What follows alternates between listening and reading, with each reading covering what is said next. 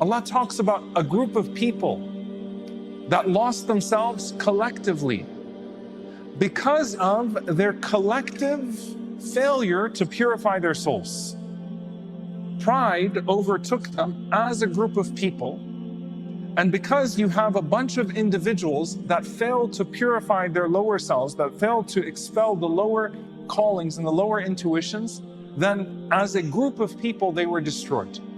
It's very interesting when you think about that, because when you look in Surah An-Nazi'at, when Allah subhanahu wa ta'ala mentions فَأَمَّا مَنْ طَغَى وَآثَرَ الْحَيَاةَ الدُّنْيَا فَإِنَّ الْجَحِيمَ هِيَ الْمَأْوَى, that verily the one who goes astray and prefers the life of this world, then verily hellfire is where they're going to end up. وَأَمَّا مَنْ خَافَ مَقَامَ رَبِّهِ وَنَهَى النَّفْسَ عَنِ الْهَوَى, and as for the one who feared the standing before their Lord and prevented their lower selves from its desires, they prevented the nafs from following its desires, فَإِنَّ الْجَنَّةَ هِيَ الْمَأْوَى, paradise is the place where they find rest.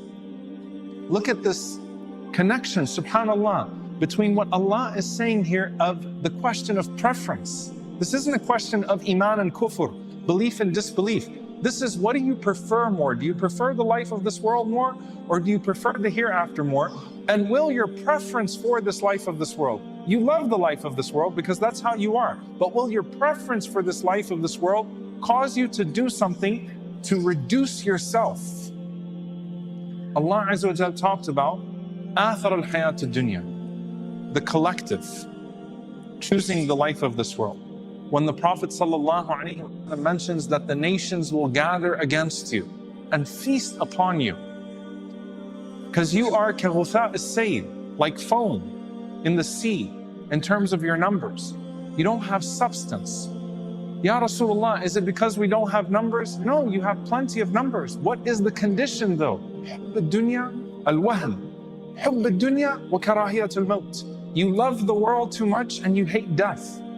The condition that puts you in a state of cowardice as a whole, a state of being people of no substance that makes you susceptible to your enemies, is a nafsi condition. It's a self condition that you love the world too much. You're preferring the world to yourself that allows you to be pulled into a lower direction, is what messes you up as an individual and what messes up as an ummah as well, as a community as well. فَأَمَّا مَنْ طَغَى وَآثَرَ الْحَيَاةِ الدُّنْيَا حُبُّ الدُّنْيَا وَكَرَاهِيَةُ الْمَوْتِ. On an individual level, on a collective level, it's the preference of this world, the preference of the comfort of this world, to where you don't do the things that the soul actually aspires for, but you do the things instead that the lower self pulls you towards. Why is this relevant, particularly today? The word mujahadatun nafs, to strive against the self, realize, is not mujahadatu shaitan, striving against the shaitan, even though we do strive against the shaitan. And the Prophet ﷺ says, and it's an authentic narration, it's part of a longer narration, وَالْمُجَاهِدُ مَنْ جَاهَدَ نَفْسَهُ فِي طَاعَةِ اللَّهِ. The mujahid is the one who does jihad in the worship of Allah subhanahu wa ta'ala. And it's not a hadith about, the greater jihad being the jihad against the self, but there are sayings. There's a saying from Ibn al-Jawzi rahimahullah ta'ala that says that almost the exact same thing. There's a saying from Imam al-Ghazali rahimahullah ta'ala that's very close in meaning to that. The ulama were not reducing jihad to jihad al-nafs. That's an improper interpretation. Reducing the concept of striving and battle to the strive against the self. What they were saying is that if you conquer this battlefield of the self, everything else is unable to conquer you. From shayateen al-ins wal-jinn, from the devils of man and the devils of jinn. Because if your enemy cannot find in you the weakness to exploit, cowardice, as the Prophet ﷺ says, comes from hubb ad-dunya wa karahiyat al-maut. Loving this world too much. Fear. What do you fear? You fear people more than you fear Allah subhanahu wa ta'ala. What do you love? You love something, kahubbillah, like you should love Allah subhanahu wa ta'ala. Your enemy at a collective level and at an individual level is able to penetrate a weakness in the fortress of the nafs, or the nufus as a whole, a fortress within the self, that you haven't built yourself, trained yourself to prefer something higher to something lower. Some of you are wondering, like, where's the practical side of this? What does this mean? And so I want you to take a few things home, inshallah ta'ala, and think deeply about this. When Allah Azza wa Jal talks about the shaitan, hamazat al-shaitan, waswas, whispers, he tries to attack here or there. Think of shaitan as a pest that's constantly looking for openings within your soul. And in Ramadan, you're sealing those all off, because shaitan at the end of the day is an external enemy. He gets put away, chained away. But shaitan is a constant pest looking for an entrance. You repel the shaitan. Dhikrullah, remembering Allah subhanahu wa ta'ala. Quran, you repel him when he tries to find an opening. But dear brothers and sisters, listen very closely. You don't train the shaitan, you train your nafs. You train yourself. You don't train the shaitan, you train your nafs. You repel the shaitan, you train your nafs. You build your nafs to a point that the shaitan's whispers no longer land. They don't find openings anymore, because you fill it with something that shaitan can't find a void. And so you keep on shrinking his openings, you keep on shrinking his ways. So he's trying to find a way, and he's not finding a madkhal, he's not finding an entrance into the soul to poison the soul anymore, because you've trained your nafs up. You've built your nafs up to a point that shaitan no longer has that entry. You know what that looks like?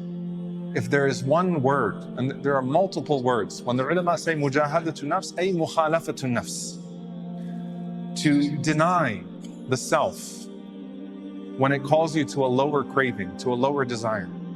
What that looks like, khalif nafsaka tastaqim, khalif nafsaka tarshud. Refuse your lower self when it pulls you to something, and you will find guidance. Refuse your lower self when it pulls you down, and you will find firmness and steadfastness. Make yourself uncomfortable for the sake of Allah subhanahu wa ta'ala. The key words of mujahadatun nafs, the key practices of mujahadatun nafs all revolve around this idea of making yourself intentionally uncomfortable for the sake of Allah subhanahu wa ta'ala. Embracing discomfort for the sake of Allah subhanahu wa ta'ala. When two things are put before you on a daily basis, do you prefer sleep or do you prefer waking up?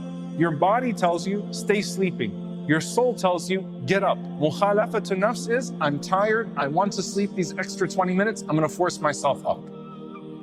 Mukhalafatun nafs means that when you're getting into a heated argument, إِذَا أَرَدْتَ أَن تَتَكَلَّمْ فَاسْكُتْ وَإِذَا أَرَدْتَ أَن تَسْكُتْ فَتَكَلَّمْ.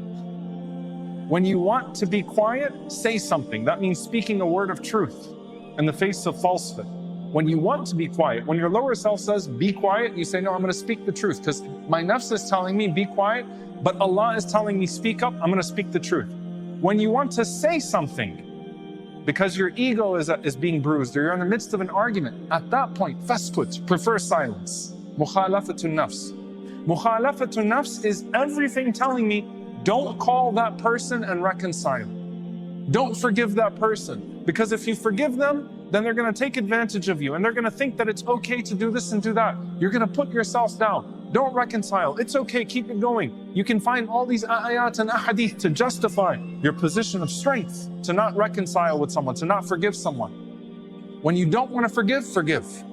When you don't want to make the call, you call. When you don't want to send the text message, you send the text message.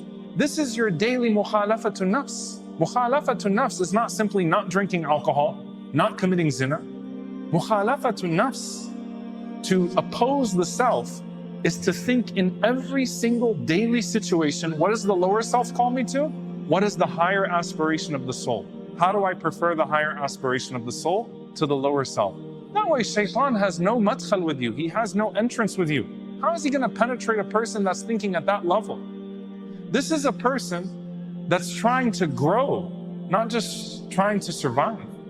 That's trying to spiritually condition themselves for the sake of Allah subhanahu wa ta'ala to be the best version of themselves. The second thing I want you to think about here, dear brothers and sisters, is that when you think hubb ad-dunya, the love of this world, hubb ad-dunya is not just loving money. Hubb al-dunya is loving anything that is worldly, that gets in the way of where you want to be in the hereafter. Hubb al-dunya could be your ego. Hubb al-dunya could be your friends.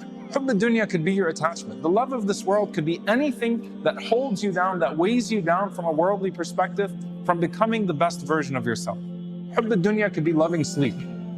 Hubb al-dunya is anything. The love of this world is anything that gets in the way of you aspiring to your higher self. Mujahadatu nafs, mukhalafatu nafs, spiritually conditioning. When you condition your body, you tear your muscles and then you let them rest. You tear your muscles and then you let them rest. You tear your muscles and then you let them rest. You have to tear your soul and then let it rest. Tear yourself and then let it rest. Tear yourself and then let it rest until it keeps on growing in the sight of Allah subhanahu wa ta'ala. You think the Prophet sallallahu alaihi wasallam learned overnight how to pray until his feet would swell up? No. There was a process even for the Prophet sallallahu alaihi wasallam to get to that point of capacity. And there's no doubt that Allah increased his capacity.